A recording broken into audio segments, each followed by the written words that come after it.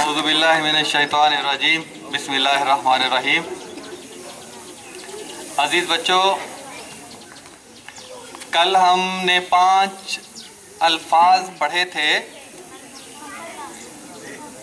और उनमें एक लफ्ज़ था गैर शफ़ाफ या गैर रोशन। हम जानते हैं कि सूरज की किरणें हम तक पहुंच रही हैं सीधी। अगर रास्ते में कोई गैर शफ़ाफ चीज़ आ जाती है तो उस चीज़ से आगे उसका साया बन जाता है। इसका मतलब ये है कि सूरज की किरणें वहाँ तक नहीं पहुँचती, आगे नहीं पहुँचती। वो जो गैर शफ़ाफ जिस्म रोक लेता है, इस वजह से आगे साया बन जाता है, अंधेरा हो जाता है। और इसी उसूल के तहत साए बनते हैं। आप बैठे हुए हैं, आप खड़े हैं, आप देख रहे हैं आपका साया। सूरज की किरणें आपकी पुष्ट पर पड़ती हैं और पुष्ट पर आपके जिस्म से टकराती हैं और आगे नहीं गुजर पाती, जिसकी वजह से आगे अंधेरा हो जाता है। इसी वजह से साया बनता है। ये बिल्कुल सादा सी और आम फहम सी बात है। ये हर अनपढ़ आदमी को भी समझाई जा सकती है। इसी तरह बच्चों, एक वाकया रूनुमा होता है कभी कभी कि सूरज ग्रहण लग जाता है, यानी सूरज काला हो जाता है जुज़वी तौर पर, यानी थोड़ा हिस्सा या मुकम्मल तौर पर भी। सूरज बाज़ औक़ात दिन के वक्त जब उसे रोशन होना चाहिए था, वो जुज़वी तौर पर आधा चौथा हिस्सा या पूरा वो गैर रोशन हो जाता है, वो अंधेरा हो जाता है उसके ऊपर। ये क्यों होता है ऐसा? इसलिए होता है कि आप जानते हैं कि सूरज के गिर्द हमारी ज़मीन घूमती है और हमारे गिर्द यानी ज़मीन के गिर्द चांद घूमता है। चांद घूमते घूमते जब सूरज के सामने आ जाता है, यानी हमारी ज़मीन, चांद और सूरज तीनों सीध में होते हैं। रास्ते में चांद पड़ता है तो सूरज की रोशनी को वो रोक लेता है और उसका साया हम पर पड़ता है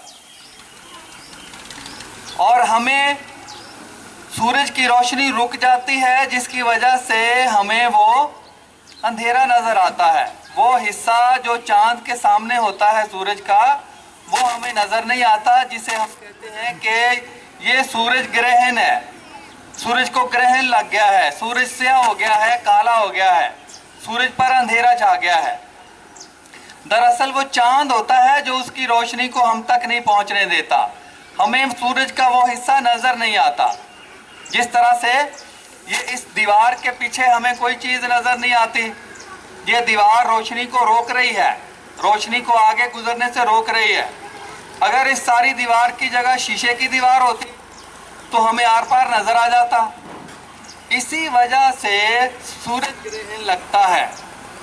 सूरज का साया, सूरज का जो रास्ते में चांद आता है, उसका साया हम पर पड़ता है और हमें सूरज नज़र नहीं आता। और इसी तरह से चांद ग्रहण भी बाज़ औक़ात लगता है।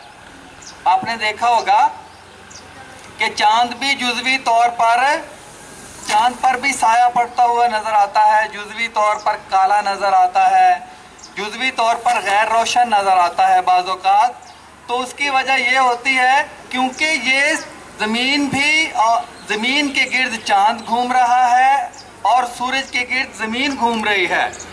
ये घूमते घूमते जब ज़मीन दरमियान में आ जाती है, चांद के और सूरज के दरमियान में ज़मीन आ जाती है, तो उसका साया चांद पर पड़ता है। जैसे मेरे दरमियान में ये सूरज मेरे बिल्कुल सामने है, तो सूरज के सामने कोई चीज़ आ जाती है तो सूरज की किरणें मुझ तक नहीं पहुंचेंगी, साया मुझ तक आएगा उस चीज़ का जो दरमियान में आएगी। जब ज़मीन दरमियान में आ जाती है सूरज के, तो चांद पर साया पड़ता है ज़मीन का, जिसकी वजह से चांद का वो हिस्सा गैर रोशन नज़र आता है। इसे हम चांद ग्रहण कह देते हैं। वही तरीका है, वही उसूल है जिस उसूल के तहत हमारे साए बनते हैं कि मेरे पीछे साया है मेरा, ये दरख्त का साया है, इंसानों का साया है, दीवारों का साया है, इस डाइस का भी साया है। तो इसी तरह साए बनने की वजह से ही सूरज ग्रहण लगता है और साए बनने की वजह से ही चांद ग्रहण लगता है। तो अजीज बच्चों, मेरी अल्लाह से दुआ है कि अल्लाह ताला हमें इस कायनात के निज़ाम को समझने की तौफीक अता फरमाए। व मा अलैना इल्लल बलागुल मुबीन। वो